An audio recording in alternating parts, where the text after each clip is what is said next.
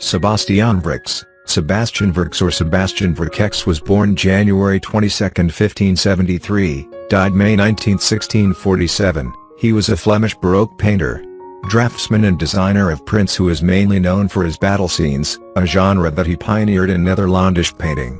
He also created landscapes with mythological and allegorical scenes, scenes with robbers, village scenes and celebrations in cities. He was a gifted figure painter who was regularly invited to paint the staffage and compositions of fellow painters. As an active member of a local chamber of rhetoric, he wrote comedies and a number of poems. He was further captain of the Antwerp civil militia schutterij. Sebastian Vrancx is now mainly known for his battle scenes. This was possibly inspired by him being a member of the Citizens' Guard and the Fencers' Guilds since 1613. His subject matter was, however, much wider than solely battle scenes. He painted landscapes with mythological and religious scenes, allegories of the seasons and months, city views, banquet scenes, village scenes, genre scenes, Brueghelian scenes and even architectural paintings. He is also known for a series of drawings depicting scenes from Virgil's Aeneid. He also produced designs for the Antwerp printmakers and publishers.